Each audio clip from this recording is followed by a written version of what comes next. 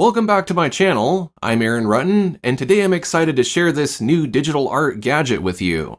This is the TourBox, a tool I use daily for enhancing my productivity and ergonomics. This is the newest version, the TourBox Elite Plus.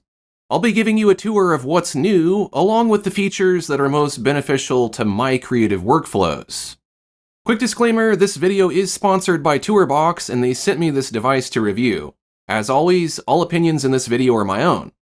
I've been using the TourBox since early 2024, so I couldn't wait to get my hands on the latest iteration.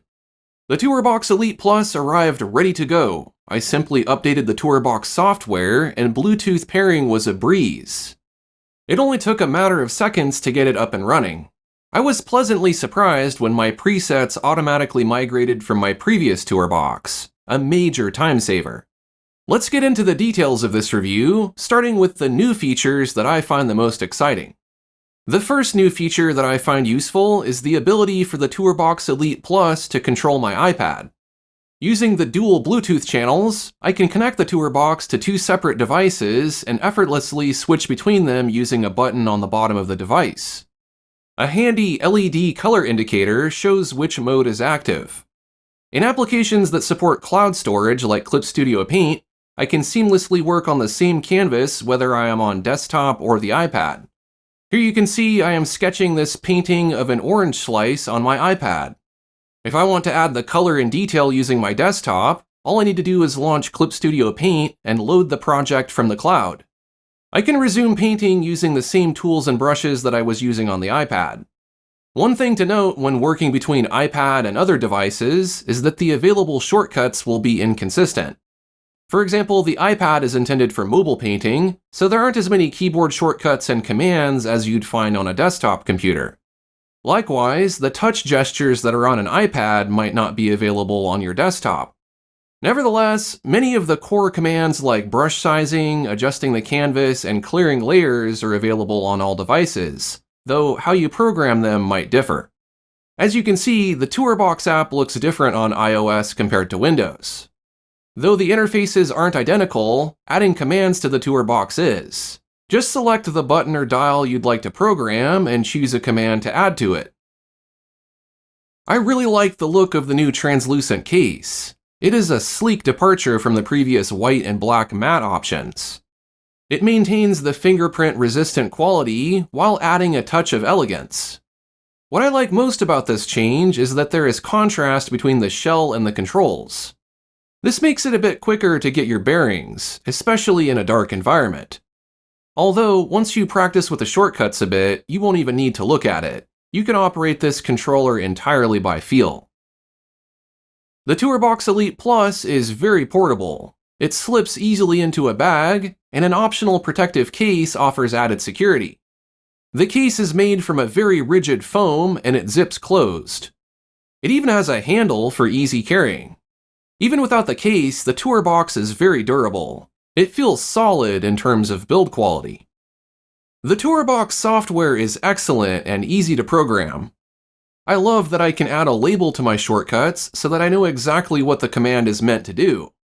This label also shows in the HUD overlays for a convenient reminder of what each button does. I can even search and add my existing shortcuts and profiles, so I don't need to program the same thing more than once. I also like that I can now customize how a control gets triggered based on how I press the buttons. For instance, rather than having something trigger when I press the button down, I can have it trigger when I release the button. You can also hold the button down to rapid fire the same command on repeat, as you can see when I use the arrow keys to nudge a layer. And you can trigger one command on the down press and another on the release. I could use this mode to access the advanced color sampling tool options on the down press, and then switch back to my brush on the release. An experimental feature for Adobe Photoshop caught my eye: a pop-up number pad that is accessible with a drawing tablet pen. This is a fantastic time saver compared to reaching for the keyboard. I'm hopeful this feature will be expanded to other applications as well. That covers all of my favorite new features of the TourBox Elite Plus. Now I'd like to share some of the features that I have been benefiting from since I started using the previous generation TourBox. If I think about how many different keyboard shortcuts I've had to memorize in the dozens of applications I use, it's mind-boggling. Having to juggle all of that information in memory definitely slows you down because, let's face it, memory isn't always that reliable. When programmed properly, the TourBox is way better at keeping track of all that information and putting it to use efficiently. I don't need to remember a shortcut combination, I just need to remember which button to press on the TourBox. Many commands have a logical association with certain TourBox features, like zooming with the scroll wheel. And if I keep my button layouts fairly consistent across application profiles, then it takes less effort to memorize which controls do what. Sure, I have to memorize a few different layouts, but it's far less than having to recall 100 keyboard combinations. Plus, there are lots of keyboard commands that I've just never had incentive to memorize, since I could just find the command in a menu. That's also an area where I am improving, because I can quickly launch hard-to-find commands with a simple button press. If I happen to forget a layout, I can easily show the HUD overlays, which remind me how I programmed everything. If I need more detail, then I can open the TourBox console. I have trouble focusing sometimes, and I often feel overwhelmed by the amount of information I need to keep track of, so being able to alleviate some of those burdens by using the TourBox is invaluable to me. My effort can be concentrated on the creative aspects of my project, and not on tedious, repetitive button presses and UI navigation. Editing videos in Premiere Pro is a prime example of that. It's so much faster when I use the TourBox. All of my most frequently used commands are programmed to buttons.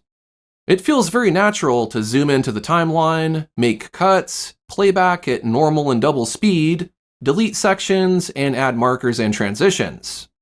I don't waste time looking down at my keyboard, and I don't have to think about what all of the shortcuts are. I just intuitively press the buttons. What's more, I can rest my hand on the TourBox, which is more ergonomic than contorting it across various keyboard combinations. I can also keep my other hand on the mouse so I can stay in the flow of editing. When you spend as much time as I do editing videos, using a TourBox makes a huge impact. I am getting more work done in less time, and it makes the editing process feel less tedious, which keeps me more engaged. Macros remain a game changer for me. These super shortcuts can launch many commands at once, and even control your mouse. You can use them to automate repetitive tasks, boosting efficiency and reducing errors. They're also a more ergonomic alternative to intensive keyboard and mouse use. Here's another example in Premiere Pro. I have this macro that turns something that used to be very tedious into a button press. My shortcuts are already pretty full, but as you can see, I can use double presses to invoke separate commands. Here's how the macro works. When I record videos, I say chapter to mark where I want to separate the audio and video into sections. I can then search the transcript for chapter, set a marker, remove the audio, and then navigate to the next chapter I want to mark. This requires quite a few mouse clicks and keyboard shortcuts, but after making it into a macro, I only need to press the button, wait for the action to finish, then repeat. If I have a lot of chapters, as I do when I create a course, I could set the macro to repeat a certain number of times, and then just let it process all of the markers at once while I stretch or take a sip of water. Pretty much anything you can do with the keyboard and mouse can be automated with macros. So anytime I find myself getting bored by a workflow, I automate it. In an art application like Clip Studio Paint, I could automate adding effects, and then use something like HSL to adjust the color. You'll have to make sure not to move any of the windows or panels, since the macro will always click in the same place you set it to. If you do accidentally move something and it no longer aligns with the mouse movements, you can easily edit the macro steps individually. Adding labels to the macro steps makes it easier to identify what each step does. Adding a mouse movement is as easy as hovering where you want to move or click, then pressing a button on the TourBox to record that exact location. At this point, macros are only available on the desktop version of the TourBox console. Since this is primarily an art channel, you might be wondering, do I really need this to make art? Let's jump into Procreate on the iPad and find out. By default, if I want to zoom or rotate my canvas, I have to use touch gestures. If I want to resize my brush, I have to use the slider. If I use the TourBox, then I can do all of this more intuitively with dials. If you're playing action-oriented video games, do you prefer a keyboard or a controller? How about when you watch TV? Do you appreciate the convenience of a remote? Well, the same goes for art. Would you benefit from a device that makes it more intuitive to change your brush size and rotate the canvas?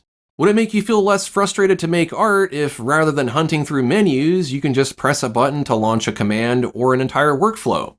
If the answer is yes, then the TourBox could be a great way to improve your experience. If you happen to do other creative things in addition to art, like video editing, then it's a no-brainer to purchase this device.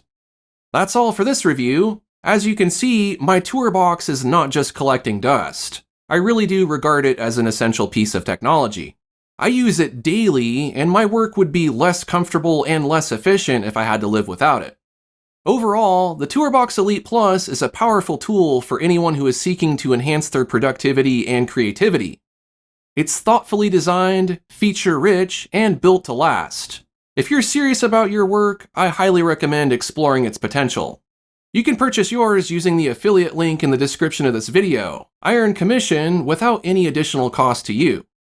Thanks for watching, and be sure to subscribe for more digital art tech reviews like this.